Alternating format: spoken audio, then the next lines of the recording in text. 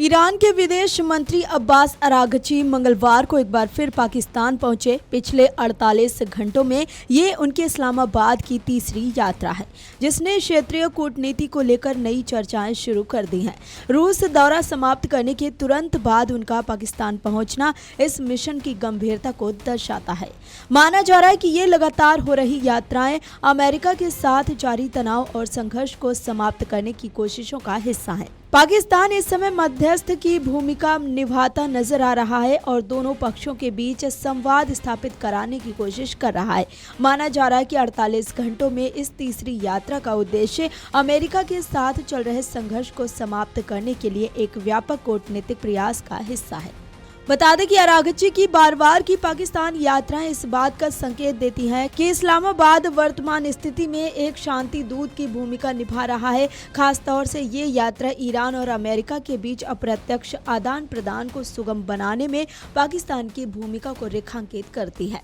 इससे पहले अरागची ने सेंट पीटर्सबर्ग में रूसी राष्ट्रपति व्लादिमीर पुतिन के साथ बातचीत की थी। इस बैठक में द्विपक्षीय संबंधों और क्षेत्रीय विकास पर ध्यान केंद्रित किया गया। एक टेलीग्राम बयान में अरागची ने बताया कि ये बैठक 1.5 घंटे से अधिक चली और इसमें अमेरिका और इजरायल द्वारा थोपे गए युद्ध और आक्रामकता के संबंध में विस्तृत चर्चा की गई। ईरानी विदेश मंत्री ने कहा कि रूसी राष्ट्रपति पुतिन के साथ हमारी बैठक बहुत अच्छी रही। इसमें द्विपक्षीय संबंधों, क्षेत्रीय मुद्दों के साथ साथ अमेरिका और जायोनी शासन द्वारा युद्ध और आक्रामकता के मुद्दे पर विस्तार से चर्चा हुई है।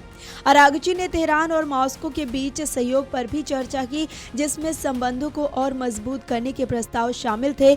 उन्होंने ईरान रूस संबंधों को एक रणनीतिक साझेदारी बताया और संघर्ष के दौरान मॉस्को के समर्थन के लिए धन्यवाद दिया। उन्होंने कहा, हाल के युद्ध में ये स्पष्ट हो गया है कि ईरान के रूस जैसे महान मित्र और सहयोगी हैं। हम आपके रुख और समर्थन के लिए धन्यवाद करते हैं।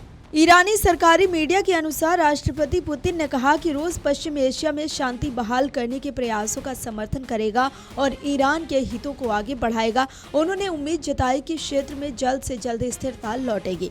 इसी बीच वाशिंगटन में व्हाइट हाउस ने पुष्टि की है कि ईरान द्वारा संघर्ष समाप्त करने और हॉर्मुज जलडमरू मध्य को फिर से खोलने के प्रस्ताव पर चर्चा चल रही है। व्हाइट हाउस की प्रेस सचिव कैरोलिन लेविट ने कहा कि राष्ट्रपति डोनाल्ड ट्रंप ने राष्ट्रीय सुरक्षा टीम के साथ इस प्रस्ताव पर चर्चा की है।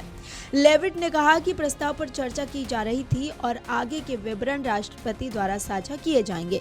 इस प्रस्ताव में परमाणु वार्ता को बाद के चरण में लेने के साथ हॉर्मुज जलडमरू मध्य को फिर से खोलने और युद्ध खत्म करने के लिए एक रूपरेखा तैयार की गई है। ये कूटनीतिक चहलकदमी ऐसे समय में हो रही है जब क्षेत्र में तनाव का माहौल बना हुआ है और ये देखना महत्वपूर्ण होगा कि ये प्रयास शांति स्थापित करने में कितने सफल होते हैं। Video desk amarujala.com। अगर आप ये वीडियो YouTube पर देख रहे हैं तो हमारे चैनल को सब्सक्राइब कर बेल आइकन दबाएं और Facebook पर देख रहे हैं तो हमारे पेज को लाइक करें।